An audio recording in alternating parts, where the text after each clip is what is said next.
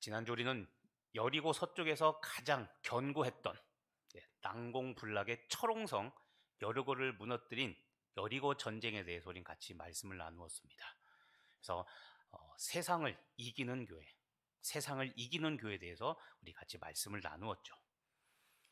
이 난공불락의 여리고성을 이긴 이 여리고 전쟁은 이스라엘 백성들이 하나님에 대한 믿음 그리고 신뢰를 확인하는 값진 승리였습니다. 근데 여러분, 이 여리고 전쟁은 우리가 승리의 역사로만 기억하고 있는데 이면에 또 하나 어두운 진실 하나가 있습니다. 그것은 무엇이냐면 여리고 전쟁은 여러분 승리의 역사지만 패배를 예약하고 있는 전쟁이기도 했습니다. 그 다음 아이성에 대한 패배가 예약된 전쟁이기도 했습니다. 여리고 전쟁은 양면성을 가지고 있습니다. 이스라엘에게 가나안 전쟁에서 첫 번째 승리를 안긴 영광스러운 전쟁이면서 동시에 가나안 정복 전쟁에서 첫 번째 패배의 원인을 제공한, 그래서 부끄러운 전쟁이기도 합니다. 우리가 아는 것처럼 아간의 범죄 때문에 여리고 전쟁을 승리로 끝낸 다음에 그 전쟁을 치르는 과정 중에 아간의 범죄 때문에 여리고 전쟁은 다음 아이성에서 패할 수밖에 없는 암울한 그늘진 역사를 보게 하는 이 원인이 바로 이 여리고 전쟁이었습니다. 여리고 전쟁은 결과만 놓고 본다면 승리한 전쟁이지만 불순종에서 아이성의 패배를 예약한 그런 전쟁이 바로 여리고 전쟁입니다. 그래서 여리고 전쟁은 승리와 패배, 양면성을 가지고 있는 전쟁입니다. 그런데 우리는 승리만을 주로 기억하려고 합니다.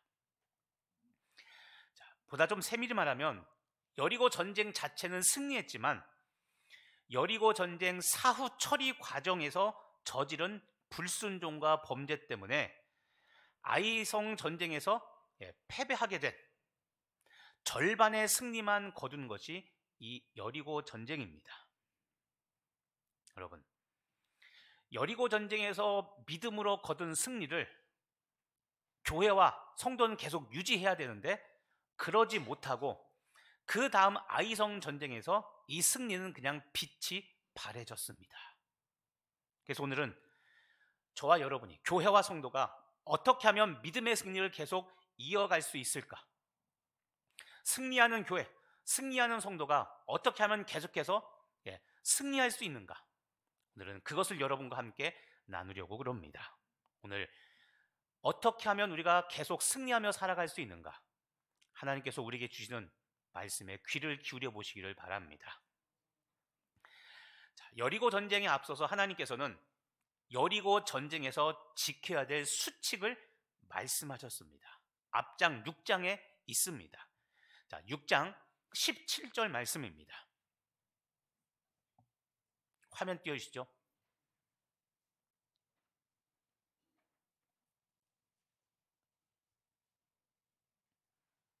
화면 띄워주시기 바랍니다. 말씀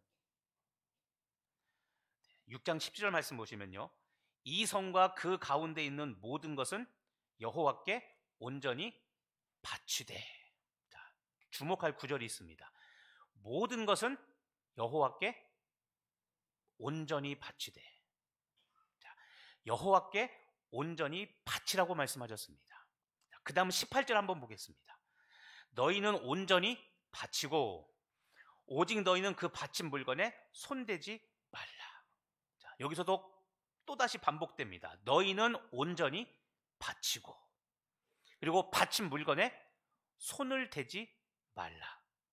자, 온전히 바치라고 그랬습니다. 19절을 보겠습니다. 은금과 동철 기구들은 다 여호와께 구별될 것이니 그것을 여호와의 곳간에 드릴지니라. 자, 은금, 동철은 따로 곳간, 창고에 따로 두라. 자, 모든 것은 여호와께 온전히 바치라. 그리고 손대지 말라. 은, 금, 철은 창고, 곳간에 따로 보관하라. 이것이 하나님께서 여리고 전쟁에 임한 이스라엘 백성들에게 말씀하신 전쟁 수칙이자 사후 처리 방법이었습니다. 여기서 주목할 것은 온전히 바치라는 6장 17절 18절 말씀입니다. 여호와께 온전히 바치라. 자, 이것을 히브리어 원어로 이렇게 말합니다. 헤렘이라고 말합니다. 여호와께 온전히 바치다. 헤렘, 여호와께 온전히 바치는 것은 여러분 전쟁이 하나님께 속했다는 겁니다. 자, 여리고 전쟁, 이스라엘 백성들의 능력과 지혜로 이겼습니까? 아니면 하나님의 지혜와 능력으로 이겼습니까? 그렇죠. 세상은 봤을 때 말도 안 되는 소리인데 그 말도 안 되는 소리이지만 하나님이 말씀하셨기 때문에 의심치 않고 순종했을 때 여리고성은 무너졌습니다. 그렇죠? 이스라엘 백성들의 지혜와 능력이 아니라 전적인 하나님의 지혜와 능력입니다. 그래서 헤렘, 모든 것을 여호와께 바치라는 그 의미가 무엇이냐면 전쟁은 하나님께 속했다는 겁니다. 전쟁의 승패는 우리의 어떠함이 결정하는 것이 아니라 오직 하나님께 달려있다는 겁니다. 전쟁의 승리의 원천은 오직 하나님이다. 그래서 모든 것을 여호와께 온전히 바치라는 겁니다. 우리의 공로가 있다면 전리품, 그렇죠? 일반적인 전쟁에서는 전리품을 군사들이 나눠 갔습니다. 그런데 여리고 전쟁에서는 이스라엘 백성들의 공로가 단 하나도 없기 때문에 모든 것은 다 하나님께 바쳐야만 됐던 겁니다. 그래서 헤렘, 여호와께 온전히 바치라고 하나님께서 명령하셨던 것이죠. 자, 주목할 것은 하나님께서 이 여호와께 온전히 바치는 이 헤렘을 하나님과 맺은 언약이라고 말씀하셨습니다. 언약, 이 언약이라는 단어를 또다시 주목해 보시길 바랍니다. 자, 오늘 읽었던 7장 11절 말씀입니다. 7장 11절 같이 읽어보겠습니다. 이스라엘이 범죄하여 내가 그들에게 명령한 나의 언약을 어겼으며, 자, 나의 언약을 어겼으며, 아간이 물건을 훔친 것, 숨긴 것을 하나님께서 뭐라고 말씀하시냐면 나의 언약을 어겼다라고 말씀하십니다. 자, 15절 중반절을 보겠습니다. 화면 보시면서 다시 한번 또 읽어보겠습니다. 화면 띄워주세요. 자, 15절 같이 읽어보겠습니다. 이는 여호와의 언약을 어기고 이스라엘 가운데에서 망령된 일을 행하였음이라. 예, 자, 읽어보시죠. 여호와의 언약을 어기고, 여기서도 아간의 행동, 훔친 죄를 뭐라고 이야기하냐면 여호와와 언약을 어겼다고 이야기합니다. 자, 여러분, 하나님께서 왜 여리고 전쟁에서 전리품을 온전히 바치는 이 헤렘을 요구하신 이유가 있는데, 조금 전에 전쟁은 하나님께 속한 것, 그 의미도 있는데 또 다른 이유가 있습니다. 그게 무엇이냐면 여리고 전쟁이 가나안 정복 전쟁 중에 첫 번째 전쟁이었다는 사실을 여러분 한번 기억해 보시길 바랍니다. 첫 번째 전쟁이었습니다. 무슨 말이냐면 여러분, 가나안 정복의 첫 번째 전쟁이었기 때문에 하나님은 이 여리고 전쟁에서 헤렘, 여호와께 구별하여 모든 것을 바친 이 헤렘을 하나님은 11조처럼 여기셨습니다. 11조. 자, 11조란 개념을 다 아십니까? 소득의 10분의 1을 구별해서 하나님께 드리는 겁니다. 10분의 1입니다. 그래서 11조라고 이야기하죠. 그런데 여러분, 잊지 말아야 될 게 있습니다. 내 소득의 10분의 1을 구별하여 하나님께 드리는데 드리지 않는 10분의 9는 누구 겁니까? 내 거라고 하면 큰일 납니다. 10분의 9도 하나님 겁니다, 여러분.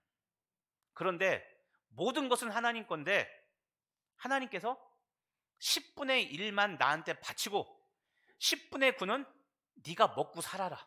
왜냐하면 우리에게 육체를 주셨기 때문에, 그렇죠? 우리도 먹고 살아야 되죠. 그러니까는 전부가 하나님 것이지만 10분의 1만 구별하여 하나님께 드리면, 그러면 나머지 10분의 9도 하나님 거, 내 건데 내 것, 하나님 거 내 것이 아니라 내 것으로 여겨줄게라고 하나님께서 주신 것이 그게 11조에 대한 의미입니다.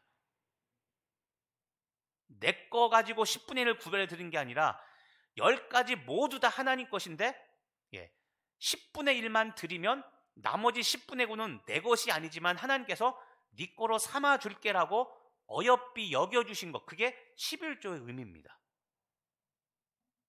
의미, 자, 동의하십니까? 네. 그런데 이 첫 번째 전쟁이 바로 여리고 전쟁인데 하나님께서는 이 여리고 전쟁을 11조처럼 여기셨던 겁니다. 그래서 여리고 전쟁에서의 모든 전리품은 다 하나님께 바치라는 겁니다.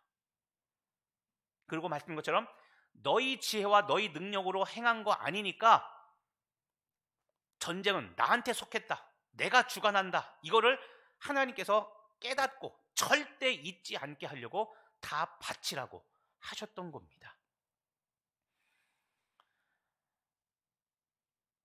11조에 손대면 여러분 어떤 일이 벌어질까요? 11조에 손대는 것은 아까 얘기했죠. 10개 모두 다 하나님 거기 때문에 11조를 하지 않는 것 자체가 여러분 죄송합니다만 그게 하나님 것을 도둑질하는 겁니다.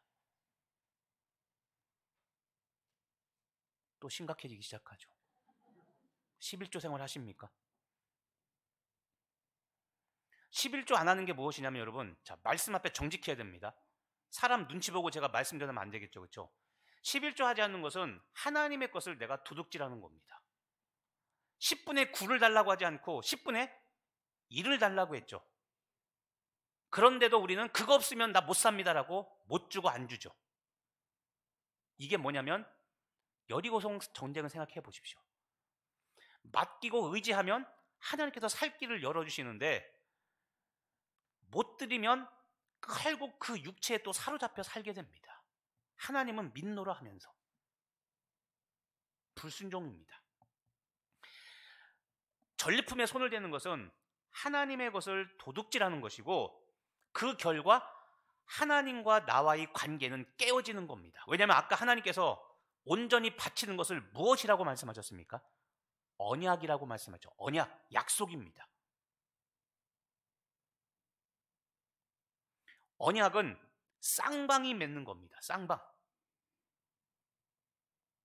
계약서 쓰죠. 갑과 을이 정해지죠. 계약은 나 혼자 하는 게 아니라 언약의 약속은 상대방이 서로 새끼손가락 꼭 걸고 도장 꼭 찍는 거죠. 그렇죠? 언약은 쌍방이 하는 겁니다. 그래서 11조를 하지 않으면 내가 하나님과의 약속을 깨는 일인 겁니다. 이 말은 관계가 깨지는 겁니다. 자, 세상에서 계약을 위반하면 어떡합니까? 경찰서 가야 되죠. 법원 가야 되죠. 고소해야 되죠. 관계가 깨어집니다. 11조가 바로 그런 의미입니다. 자, 그런데도 아간은 하나님의 명령을 어기고 전리품에 손을 대면서 하나님과 언약을 깼습니다. 자, 오늘 여러분, 이 아간의 범죄는 죄 짓는 사람들의 심리를 잘 보여주고 있습니다. 우리가 죄 지을 때 어떤 마음인가를 잘 보여주고 있습니다. 그게 무엇이냐면, 자, 아간은 아무도 모르게 전리품을 훔쳤습니다. 아간의 범죄를 본 사람이 있을까요? 없을까요? 없습니다. 아무도 못 봤습니다.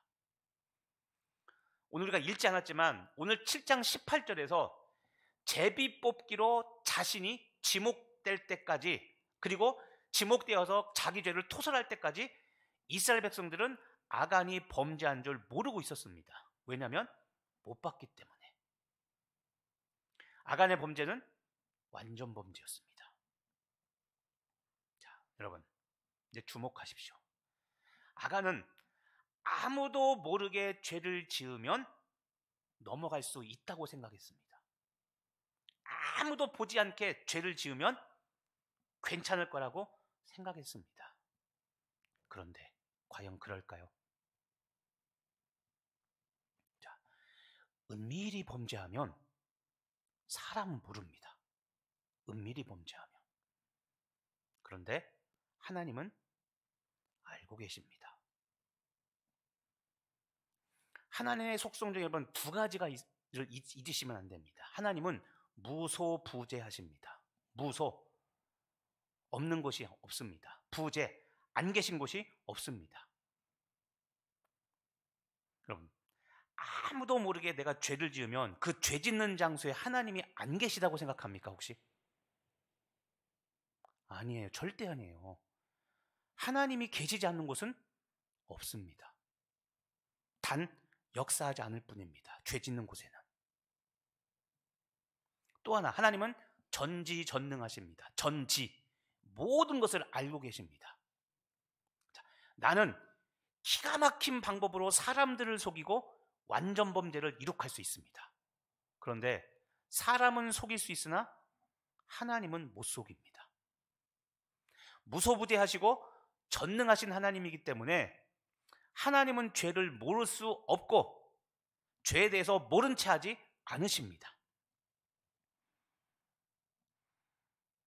그런데 아간은 하나님의 무소부재와 하나님의 전능하심을 잊고 있었습니다. 그런데 주목하십시오. 이게 죄 짓는 사람의 미련함입니다. 우리도 동일합니다. 하나님이 지금 내가 죄를 지으려고 하고 있는데 내 눈에 하나님이 안 보이니까 이런 죄쯤이야 라고 생각하고 그냥 죄를 행해버립니다. 그런데 여러분, 하나님은 내가 죄 지을 때 옆에서 그 내 모습을 보시며 눈물 흘리고 계십니다. 성령님은 그 옆에서 탄식하고 계십니다. 모르는 게 아니라 알고 계십니다. 근데 그랬죠. 죄 짓는 자리에 하나님은 역사하지 않습니다.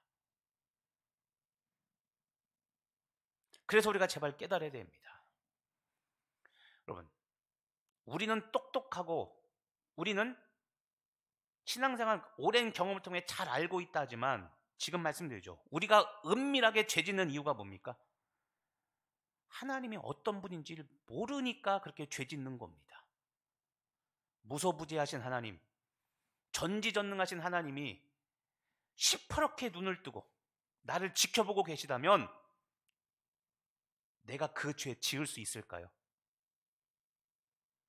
믿음의 눈을 들어 옆만 잠깐 살펴보면 하나님이 지금 임마누엘 하시며 나와 함께 하시고 나의 그 죄 짓는 모습, 죄를 지으려고 하는 그 모습을 보시고 하나님은 안타깝게 지금 생각하고 계신데 그 모습을 본다면 우리 죄 못 짓습니다.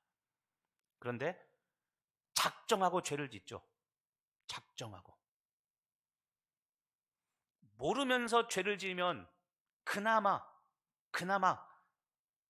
생각할 여지가 있는데 우린 알고도 과감하게 죄 짓지 않습니까? 다시 한번 이야기하지만 여러분, 우리가 하나님의 무소부재하심과 전지전능을 안다면 우리는 두려워서 절대 죄를 지을 수 없습니다. 욱 하다가도 이거는 하나님의 성품이 아니지, 이것은 할 말이 아니지라고 한다면 차라리 내가 죽고 말지 내가 죄 짓지 않습니다. 그런데 어떻습니까? 할 말 해야 되고 할 행동 해야 되고 죄 지면 안 된다고 아는데 일단 죄질러 놓고 하나님 회개 나중에 할 테니까 지금은 그냥 내 마음대로 합니다. 이게 우리들 모습 아닙니까?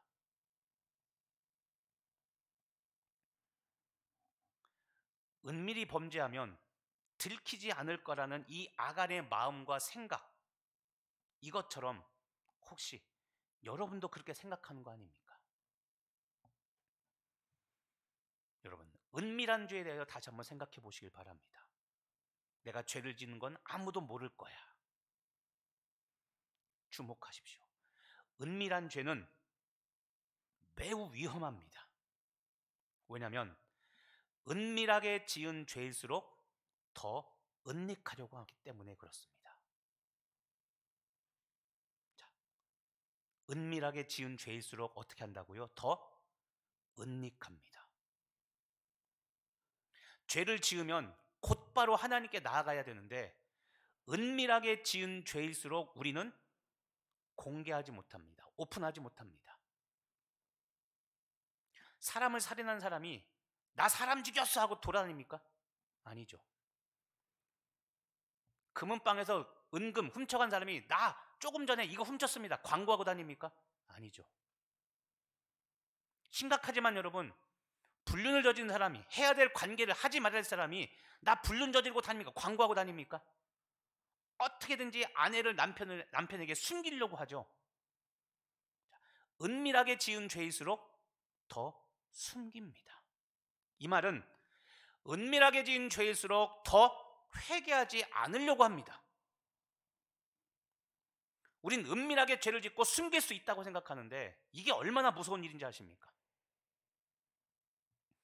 은밀한 죄일수록 회개와 더 멉니다. 은밀하게 지은 죄일수록 십자가와 더 거리가 멀어집니다. 그래서 오늘 돌아봐야 됩니다.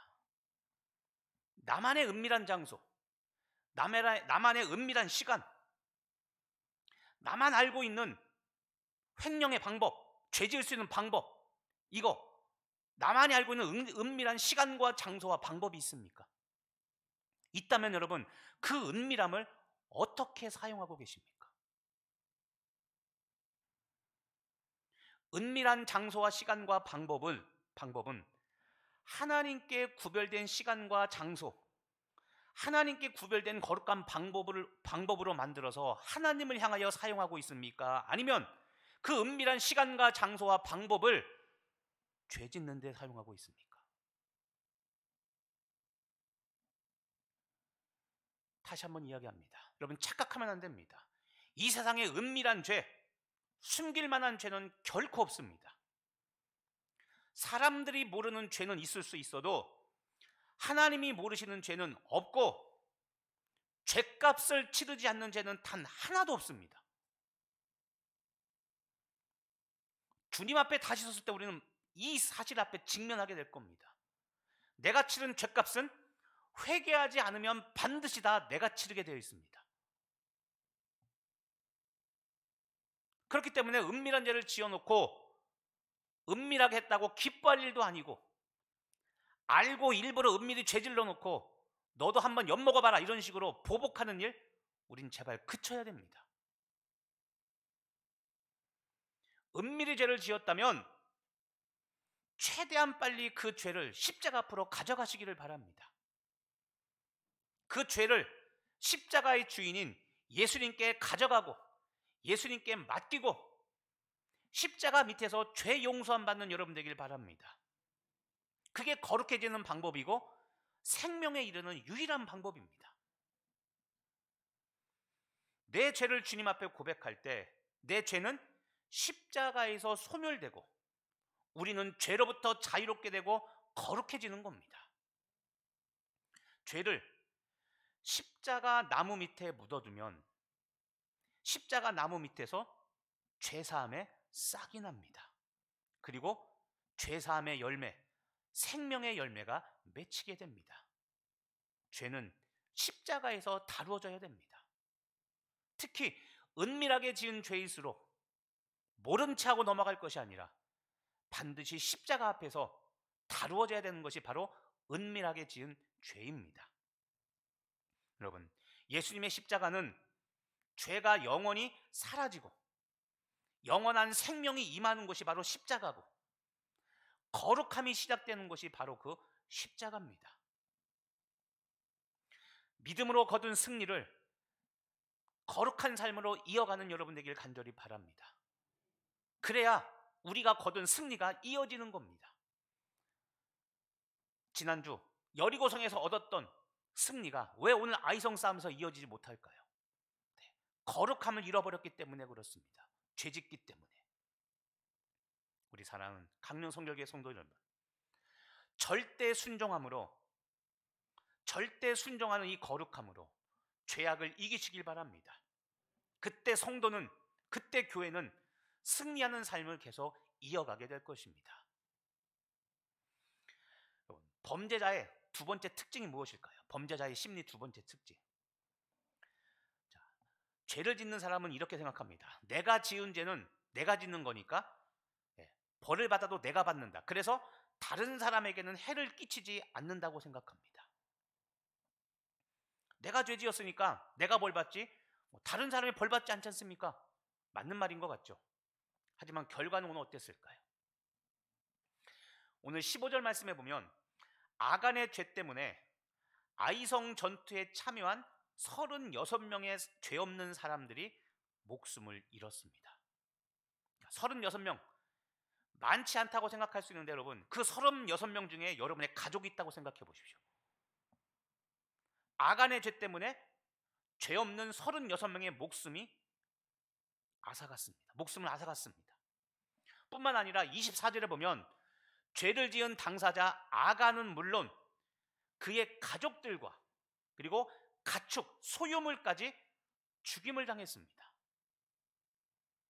자, 아간 한 사람의 죄는 범죄한 아간 혼자, 그 사람 자신뿐만 아니라 그의 가족들, 그리고 그가 갖고 있는 소유물, 특히 가축, 생명이 있는 것이죠. 아간과 관련된 생명 있는 것들의 모든 목숨을 하나님께서는 앗아가셨습니다. 자, 여러분, 이 사건이 주는 교훈이 있습니다. 오늘 두 번째 매우 중요한 교훈입니다. 아이성 전투에서 아간의 범죄가 주는 두 번째 교훈이 무엇이냐면 우린 이 사건에서 이것을 깨달아야 됩니다. 교회가 무엇인가를 깨달아야 됩니다. 교회가 무엇인가? 따라서 한번 해보겠습니다. 교회는 공동체다. 자, 교회는 공동체인데 여러분, 이 공동체는 유기체입니다. 유기체라는 것이 무엇이냐면 서로 분리되어 있지 않고 서로 긴밀하게 연결되어 있는 관계, 이것을 유기체라고 말합니다. 유기체이기 때문에 교회는 크고 작은 일에 서로 영향을 주고받는 생명의 공동체가 바로 교회입니다. 오늘 여리고 전쟁 이후에 아이성 전쟁에서 이 결과, 그리고 신약에서 교회는 공동체, 특히 유기체라는 사실을 거듭 밝히고 있습니다. 자, 고린도전서 12장 27절 말씀입니다. 같이 한번 읽어보겠습니다. 너희는 그리스도의 몸이요 지체의 각 부분이라. 자, 여기 보십시오. 너희는 그리스도의 몸이요 지체의 각 부분이라. 자, 그리스도의 몸은 한마디로 말하면 교회입니다. 우리는 교회입니다. 그런데 여기 각 지체의 각 부분이라고 되어 있죠. 우리는 교회라는 한 몸을 이루고 있는데 서로 각자 지체입니다. 어떤 사람은 눈의 역할, 어떤 사람은 코 역할, 어떤 사람은 손의 역할, 어떤 사람은 몸통의 역할, 허리 역할, 어떤 사람은 발의 역할. 각각 우리는 지체로서 서로 연결되어 한 몸을 이루고 있는 겁니다. 쉽게 이야기하면 서로 긴밀하게 연결되어 있습니다.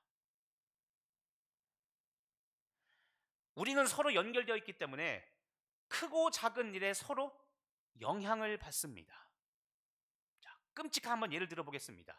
한쪽 귀를 자르면 귀만 아플까요? 몸 전체가 아플까요? 그렇죠? 손가락 하나가 잘렸는데 손가락 여기만 아플까요? 몸 전체가 찌릿찌릿할까요? 그렇죠? 그게 유기체라는 겁니다. 아간은 본인이 죄를 지으면 본인만 어떻게 되겠지라고 생각했지만 아간의 범죄 하나 때문에 아이성이라는 싸움 전체가 패배에 이르게 됐습니다. 여러분, 거룩한 교회가 교회의 본질은 이 거룩함을 이루면 어떻게 전락되는지 오늘 이 아이성 싸움이 그 진리를 우리에게 보여주고 있는 겁니다. 아간 한 명이 범죄했을 때 이스라엘 민족 전체, 교회는 단 한 발자국도 나아갈 수 없었습니다. 범죄는 한 사람이 했는데 교회 전체, 민족 전체가 영향을 받았습니다. 아간이라는 한 명이 범죄했을 때 이스라엘 민족 전체, 광야 교회는 승리를 쟁취할 수 없었습니다. 어제 여리고성 싸움에서는 분명히 승리했고 그 사람, 그 전략 그대로 나아갔는데 오늘은 패했습니다. 아이성 싸움에서 아간의 한 사람 범죄 때문에 승리가 아니라 패배했습니다. 여리고 전쟁에서 엄청난 승리를 얻었지만 단 한 번의 죄는 승리의 기운, 승리의 분위기를 이어갈 수 없게 했다는 것을 여러분 주목하십시오. 이전에 좋았던 여리고 성에서의 그 좋은 그 영적 분위기를, 그 좋은 것들을 한순간에 제로 베이스, 출발 선상에서 다시 출발하도록 만든 게 이게 아간 한 사람의 범죄였습니다. 이게 교회라는 겁니다. 교회가 전진하지 못한다는 것은 교회가 세상에서 승리하지 못한다는 겁니다. 교회가 세상에서 승리하지 못한다는 것은 그 교회가 성장하지 못한다, 부흥하지 못하고 정체되어 있다는 겁니다. 그런데 여러분, 교회가 왜 정체합니까? 목사의 문제, 교회 문제, 전체 문제일 수 있는데 중요한 것은 한 사람의 문제라는 것을 우리 잊지 말아야 됩니다. 이 한 사람은 목회자가 아닌 우리 모두 한 사람인 겁니다. 목회자만 성령 충만하고 좋은 목사님 오면 교회가 바뀌겠지가 아니라 여러분이 삶에서 거룩하게 변하지 않으면 교회는 꿈쩍하지 않습니다. 대리만족의 신앙을 제발 벗어나야 됩니다.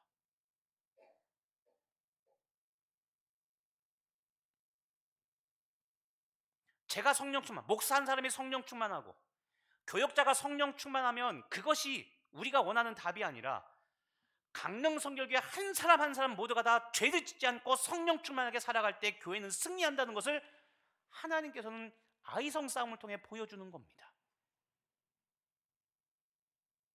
그래서 여러분, 신앙은 대리만족이 아닙니다. 내가 거룩해야 되는 겁니다. 내가 성령 충만해야 되는 겁니다. 성령 충만한 다른 사람 보고 만족하는 것이 신앙이 아니라 저 사람은 성령 충만하지만 내가 죄를 지으면 나 때문에 교회 전체가 영향을 받는다는 것, 이게 교회라는 공동체, 유기체인 교회 공동체가 가진 영적 속성입니다. 그래서 우리는 누구보다 거룩하며 예민해야 되고 무엇보다도 죄에 민감해야 되는 겁니다. 한순간이라도 내가 죄에 사로잡혀 생각하고 그런 일을 실행할 것이 아니라 죄의 생각이 오면 예수 이름으로 물리치고 싸워서 승리해야 되는 겁니다. 그때 교회는 승리를 얻고 세상을 정복하게 되는 겁니다. 성도 한 사람의 영적 상태가 교회 전체에 선한 영향력이나 악한 영향을 끼친다. 이것이 유기체인 교회의 모습인 겁니다. 그래서 묻습니다. 지금 여러분은 어떤 상태입니까? 지금 여러분은 말과 행동과 선행과 봉사로 교회에 선한 영향력을 끼치고 있습니까? 아니면 또 잠수 타려고 작정하고 계십니까? 연말을 이용해서 이때다, 목사 바뀔 때 내려놓자. 지금 웃으면 전과자입니다. 웃으면 안 됩니다. 우리 사랑하는 성도 여러분, 교회가 승리하지 못하고 교회가 성장하지 못하는 것, 그리고 제자리 걸음이라면 교회와 우리 성도 한 명 한 명이 거룩함을 잃어버렸기 때문에 그런 겁니다. 또는 과거에는 그렇게 살았는데 지금은 거룩함을 잃어버렸기 때문인 거죠.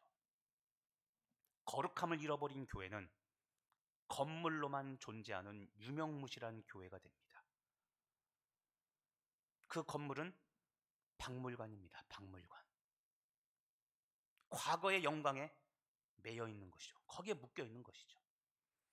거룩함을 잃어버린 성도는 경건의 모양만 반복하면서 생명 없는 일에 만족하고 허송세월합니다. 경건의 능력은 없는데 경건의 모양만 계속 반복하면서 나는 거룩하다고 착각하고 그렇게 허송세월하게 됩니다. 여러분, 세상을 이기는 교회가 무력해질 때는 죄를 짓고 거룩함을 잃은 성도들로 가득할 때입니다. 또는 은밀히 죄를 즐겨 짓는 성도들이 회개하지 않고 그 회개하지 않은 성도들로 가득 찰 때 세상을 이기는 교회는 무기력해지는 겁니다. 로마서 5장 12절 말씀을 보시길 바랍니다. 그러므로 한 사람으로 말미암아 죄가 세상에 들어오고 죄로 말미암아 사망이 들어왔나니. 자, 한 사람으로 말미암아 세상에 죄가 들어왔습니다. 이 한 사람이 누굴까요? 아담입니다. 아담. 자, 한 사람 때문에 이 세상에 죄가 들어왔습니다. 그리고 그 죄 때문에 말씀 다시 한번 보십시오. 무엇이 들어왔습니까? 사망입니다. 사망. 그런데 하나님은 이 한 사람 때문에 들어온 세상에 들어온 이 죄, 사망을 다시 한 사람으로 인하여 없애버리셨습니다. 고린도전서 15장 22절 말씀입니다. 자, 같이 한번 읽어보겠습니다. 아담 안에서 모든 사람이 죽은 것 같이 그리스도 안에서 모든 사람이 삶을 얻으리라. 아멘. 아담 한 사람 때문에 세상에 죄가 들어왔고 사망이 들어왔는데 마지막 아담 예수 그리스도를 통해서 모든 사람에게 삶, 생명, 구원이 들어왔습니다. 우리 사랑하는 성도 여러분, 첫 번째 아담으로 살지 마시고 마지막 아담, 생명을 주신 예수님처럼 살아가는 여러분 되길 간절히 바랍니다. 행여라도 여러분 성도들과 함께 악에 동참하지 마시길 바랍니다. 악한 자리 만들지 마시길 바랍니다. 입으로 교회 비난하고 성도 비방하고 험담하는 일 즐기며 죄짓지 마시기를 바랍니다. 교회에서 불의한 혀와 악독한 혀를 사용하는 그런 자리 만들지 마시길 바랍니다. 여러분은 웃고 즐기며 남 씹는 즐거움이 있을지 모르겠지만 하나님은 그 옆에서 울고 계십니다. 한 입에서 찬송과 저주가 난다는 예수님의 한탄처럼 우리의 입술은 찬송하라고, 기도하라고, 복음 전하라고 줬는데 그거 가지고 우리가 헛된 일 하고 있는 건 아닌가 돌아보시기를 바랍니다. 또 불순종하는 무용담을 제발 자랑하지 마시길 바랍니다. 불순종하는 무용담. 데살로니가전서 5장 22절 말씀을 날마다 되뇌이며 여러분의 삶에 적용하시기를 바랍니다. 같이 읽겠습니다. 악은 어떤 모양이라도 버리라. 악은 어떤 모양이든지 간에 버려야 됩니다. 자, 내가 무너지면 교회가 무너지는 겁니다. 그게 교회라는 유기체가 가진 속성입니다. 교회가 무너지면 강릉 복음화가 무너진다는 이 절박한 마음을 가지시기를 바랍니다. 믿으십니까? 그럼 기억하십시오. 죄에 대한 안일함은 떨쳐버리시고 거룩함에 대한 절박함을 가지십시오. 따라서 해보겠습니다. 죄에 대한 안일함을 버리고 거룩함에 대한 절박함을 가지라. 그렇게 사시기를 바랍니다.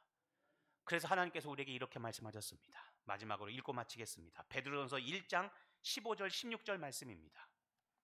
자, 같이 읽겠습니다.